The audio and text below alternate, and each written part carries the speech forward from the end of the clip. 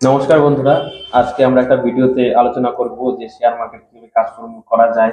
ঠিক আছে, শেয়ার মার্কেটে বিভিন্ন সমস্যা নিয়ে, ঠিক আছে, আমাদের সাথে আছে সুব্রতদা, টেকনিক্যাল অ্যানালাইস্ট।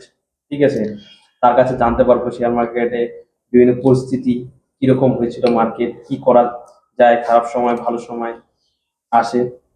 তো বলুন সুব্রতদা আজকে।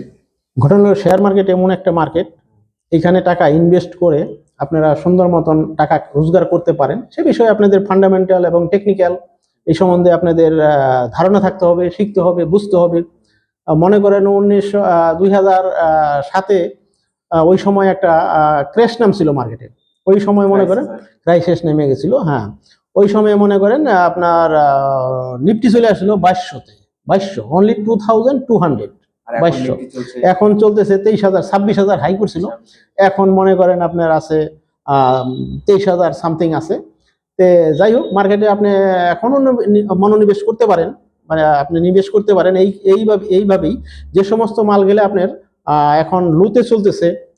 যেমন আমি কিছু কিছু মালের প্রেডিকশন করব, যেমন টাটা স্টিল, তারপরে আপনার টাটা মোটরস, অথবা আইআরএফসি মানে ইন্ডিয়ান রেলওয়ে ফিনান্সিয়াল কর্পোরেশন আছে, এটাই আপনারা নিতে পারেন। এখন দাম আছে, কয়দিন আগে ছিল 130 টাকা, আজকে তো 50 টাকা চলে গেছে। 2 দিনেই 3-4 দিনে 20 টাকা বেড়ে গেছে। তো এইখানে যদি আপনারা 1000 মাল কিনেন, এই দেখেন এই শেয়ারটা এমন একটা শেয়ার, রেলওয়ে শেয়ার, এর কোনো নাই, মানে এর কোনো আপনি ঘাটতি পাবেন না, দেখবেন আস্তে আস্তে বাড়তেছে। এই মালটাই 2 বছর আগে ছিল 21 টাকা, 256 না 55 টাকা হাই করে এখন আবার 140 টাকায় চলতেছে। 2 দিন আগেও আপনার এই শেয়ারটা চলছে ছিল আপনার 130 টাকা, আজকে 150 টাকা। তাহলে এইখানে যদি আপনারা সুন্দর সুন্দর শেয়ার দেখে কিনতে পারেন, তাহলেই আপনাদের এটা একদিনে প্রফিট আপনারা দেখতে পারবেন। মোটামুটি যখন এই একটা শেয়ার মনে করেন 200 দিনের অ্যাভারেজের নিচে চলতেছে, তখন আপনাকে দেখতে হবে কতটুকু পড়তেছে পড়তেছে পড়তেছে, বাস আপনি তখন কিনবেন না। যখন দেখবেন যে ওই অ্যাভারেজটা মালের দামটা পড়তেছে, ওই 200 দিনের অ্যাভারেজটাও আস্তে আস্তে নামতেছে।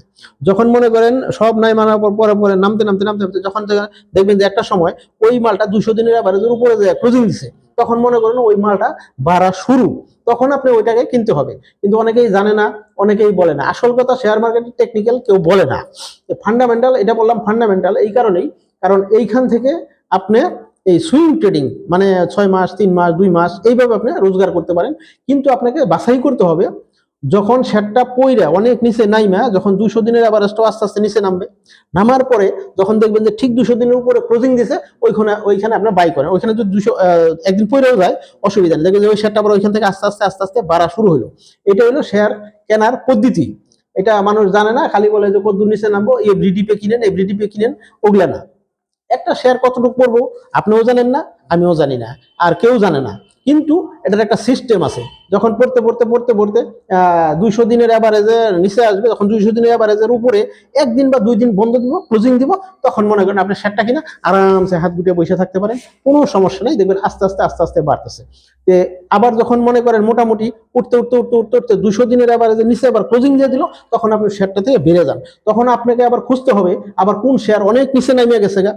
শেয়ার কেনার সিস্টেমই হলো আপনার, যখন শেয়ারটা অনেক পরে তখন তো আপনি কিনবেন।